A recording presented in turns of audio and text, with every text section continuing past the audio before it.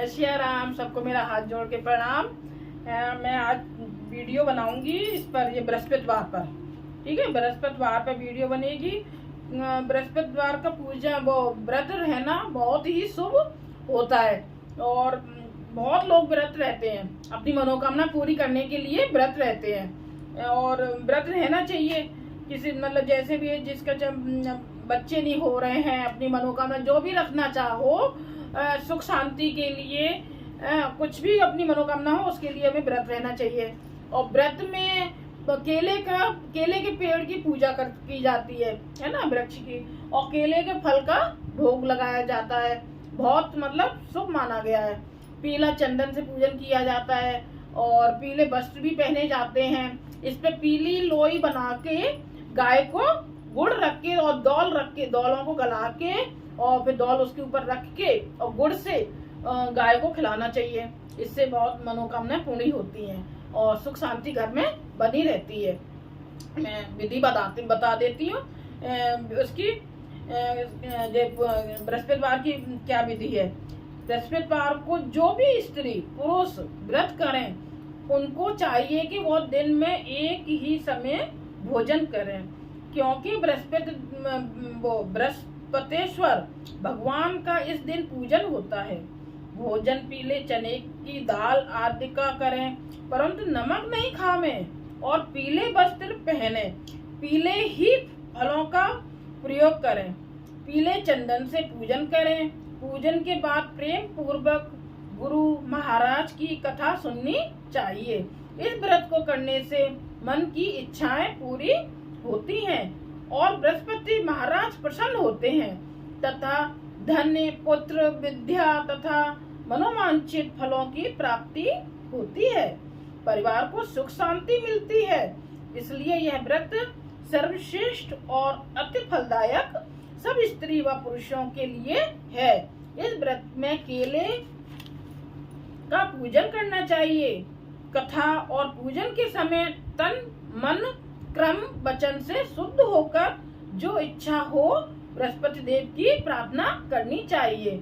उनकी इच्छाएं को बृहस्पति देव अवश्य पूर्ण करते हैं, ऐसा मन में दृढ़ विश्वास रखना चाहिए। ये मैंने इसकी विधि बता दी। अब विधि बता दी है, अब हम भगवान जी से थोड़ा आशीर्वाद लेते हैं, उनकी कृपा मांगते हैं। श्री रामचंद्र जी सब पर कृपा करना और जो भी व्रत रहते हैं उनकी मनोकामनाओं को पूर्ण करना और उन सबके घरों में सुख शांति प्रदान करना, ऐसी हमारी आपसे हाथ जोड़कर विनती है। और उससे पहले हम आपसे आज्ञा मांगते हैं ना कथा पढ़ने के लिए। उससे पहले हम आपको प्रणाम कर लेते हैं। गणेश जी महाराज को प्रणाम, विष्णु भगवान जी को प्रणाम, शंकर भोले बाबा को प्रणाम, देवी मैया को प्रणाम और सूरज देवता को प्रणाम। ऐसे हम और आज्ञा दीजिए जिससे कि हम बृहस्पतिवार की कथा पढ़ें और सुने, ठीक है। इससे थोड़ा तो पहले कीर्तन हो जाए। कीर्तन करना जरूरी होता है। कीर्तन के बिना हमें कोई भी ग्रंथ वगैरह नहीं पढ़ना चाहिए। जय श्री राम। माफ करना, जो भी क्षमा करना मेरे को गलती से हो तो। हरे राम राम राम हरे हरे, हरे कृष्ण कृष्ण कृष्ण हरे हरे राम राम राम हरे हरे, हरे कृष्ण कृष्ण हरे हरे राम राम हरे हरे, हरे कृष्ण कृष्ण हरे हरे राम राम हरे हरे, हरे कृष्ण कृष्ण हरे हरे राम राम हरे हरे, हरे कृष्ण कृष्ण हरे हरे। जय श्री रामचंद्र जी की जय हो। अब बृहस्पतिवार व्रत कथा शुरू करते हैं। भारतवर्ष में एक राजा राज्य करता था। वह बड़ा प्रतापी और दानी था। वह नित्य गरीबों और ब्राह्मणों की सहायता करता था। यह बात उसकी रानी को अच्छी नहीं लगती थी। वह ना ही गरीबों को दान देती, ना ही भगवान का पूजन करती थी और राजा को भी दान देने से मना किया करती थी। एक दिन राजा शिकार खेलने वन को गए हुए थे तो रानी महल में अकेली थी। उसी समय बृहस्पति देव साधु के भेष में राजा के महल में भिक्षा लेने के लिए गए। और भिक्षा मांगी। रानी ने भिक्षा देने से इनकार कर दिया, मना कर दिया, है ना, और कहा, हे साधु महाराज, मैं तो दान पुण्य से तंग आ गई हूँ। मेरा पति सारा धन लुटाता रहता है। कौन बोल रहा है ये? बीबी बोल रही है उनकी, है ना। मेरी इच्छा है कि हमारा धन नष्ट हो जाए, फिर न रहेगा बांस और न बजेगी बांसुरी। ये किसने कहा? उसकी बीवी ने बोला कि मेरी तो इच्छा ये है कि सारा धन नष्ट हो जाए, ना रहेगी बांस ना बजेगी बांसुरी, मतलब ना को रहेगा ना पतिदेव मेरे दान पुण्य करेंगे, ऐसी उसकी इच्छा थी। साधु ने कहा, देवी तुम तो बड़ी अजीब हो। धन संतान तो सभी चाहते हैं, पुत्र और लक्ष्मी तो पापी के घर भी होनी चाहिए।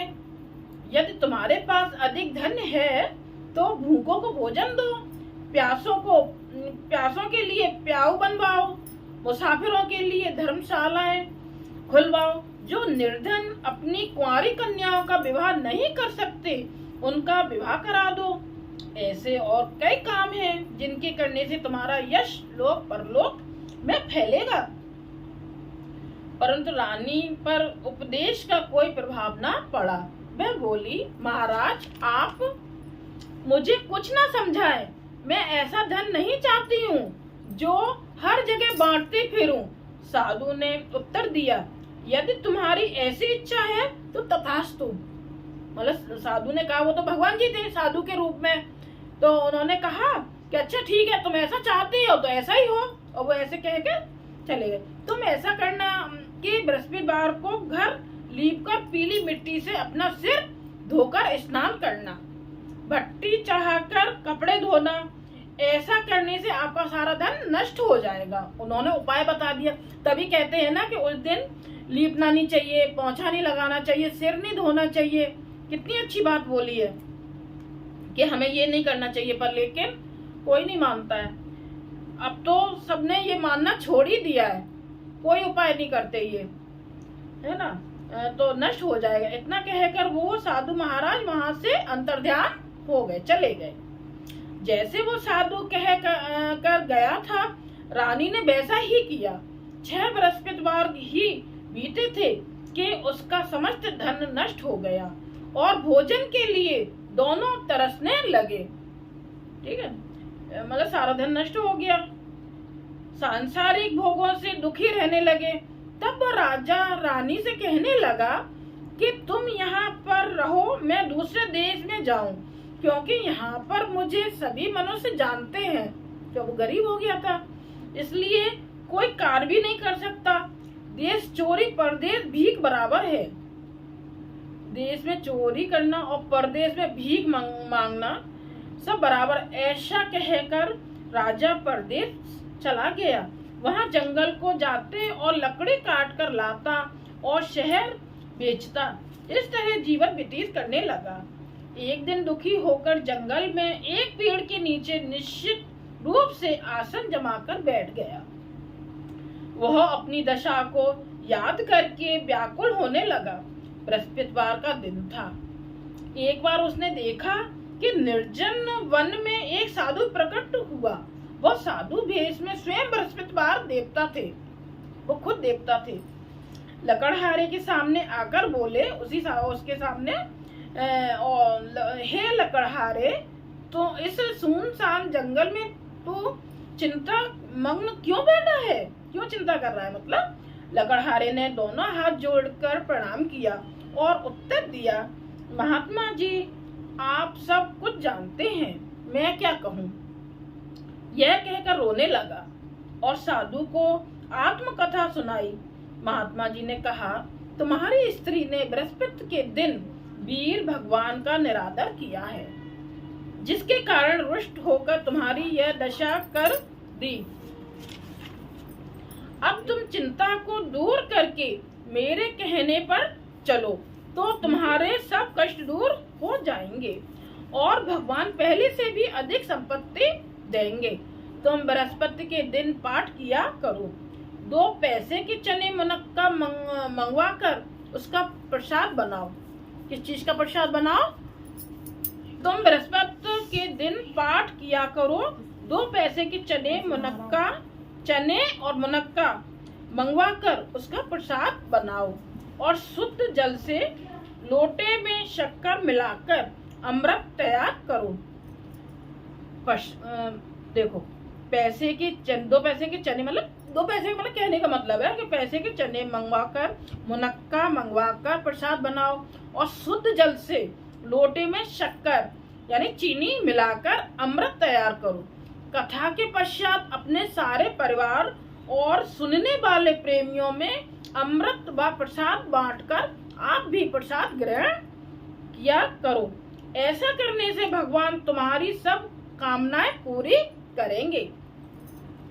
साधु के ऐसे वचन सुनकर लकड़हारा बोला, हे प्रभु, मुझे लकड़ी बेचकर इतना पैसा नहीं मिलता जिससे भोजन करने के उपरांत कुछ बचा सकूं। मैंने रात्रि में अपनी स्त्री को व्याकुल देखा है।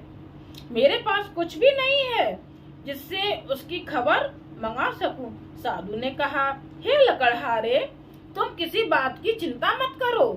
बृहस्पति के दिन तुम रोजाना की तरह लकड़ियां